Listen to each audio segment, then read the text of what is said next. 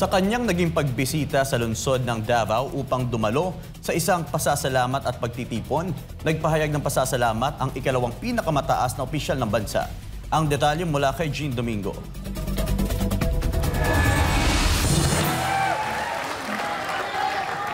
Sa isang misa ng pasasalamat na sinundan ng isang pagtitipon sa lungsod ng Davao, personal na nagbigay pugay si Vice President Sara Duterte sa mga mamamayang patuloy na nagdarasal at naniniwala sa kanya. Nagpahayag siya ng kanyang taos-pusong pasasalamat kasunod ng desisyon ng Senado na opisyal nang i-archive ang impeachment case laban sa kanya. Kibaw mo, napuratan ba ako sa desisyon sa Supreme Court?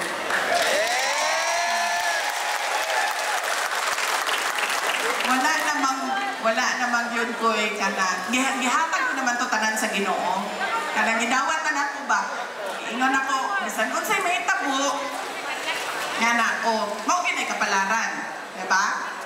So wala na ko'y buhaton, magulat lang ko diri, tanawon na ko, asa ko dalon sa Ginoo. Pero sa kadaghan, sa mga Davaoenyo, sa ato ang mga kaigsuunang Pilipino nga nag-ampo, sa tanaw na ko, nakadungog yun ang Ginoo. Ipinahayag ng pangalawang Pangulo ang kanyang matinding pasasalamat sa mga Pilipinong patuloy na nagdarasal at naniniwala sa kanyang integridad. Maunang dako gyud ako ang pasalamat. Kay sa tanaw na ko, kung ako ra to ang nag-ampo, dili to maminaw ang Ginoo. Pero sa kadaghan sa mga nituo ug nag-ampo para sa ako naminaw gyud ang Ginoo. It's an objective view. Sa panig ni Acting Mayor Sebastian Baste Duterte, ang impeachment complaint ay isang malinaw na smear campaign na gawa-gawa lamang ng mga kalaban sa politika. Ayon sa Acting Mayor, ang kaso ay walang sapat na batayan at isa lamang pampulitikang paninira na layong sirain ang imahe ng Vice Presidente. Kasabay na rin ang panawagan na respetuhin ang desisyon ng kataas-taasang hukuman. Honestly, sa simula pa lang kasi talaga, it's purely political. That's why yung ano ko lang talaga, hindi ko lang maintindihan bakit hindi nila binibigyan ng respeto talaga yung en banc decision ng Supreme Court. And that's really a heavy, statement coming from the judiciary. Actually, that's yun na nga, lagi kong inuulit, it's an objective view of the situation because they are there to interpret the law.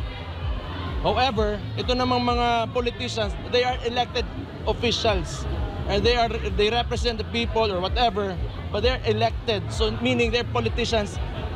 Their decisions are very subjective. Okay? So, ngayon may decision yung Korte Suprema and yet they still want to push the issue. So, para lang sa akin kasi, kailangan natin respetuhin talaga yung Supreme Court. Because there are three separate branches of government and these are co-equal branches. So, bakit marami pa tayong pinag-uusapan? They are the ones who interpret the law. They already made the decision. Ibig sabihin nun, that should be final, okay? So, sige na lang. In the name of democracy, sige.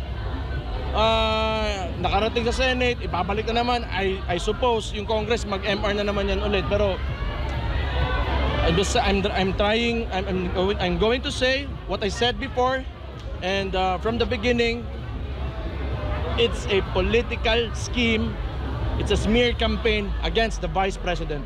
Nagpakita ng matatag na suporta ang mga Davaoenyo na dumalo sa Thanksgiving celebration. Dinaluhan ng okasyon ng iba't ibang opisyal ng lokal na pamahalaan, mga konsihal at daan-daang pinuno ng barangay na nagtipon upang iparamdam kay VP Sara ang kanilang pagkakaisa at pagmamahal. Ang pagtitipon ay nagsisilbing patunay na nanatiling matatag ang pamilya Duterte sa kanilang home turf sa kabila ng mga pagsubok sa pabansang tablado.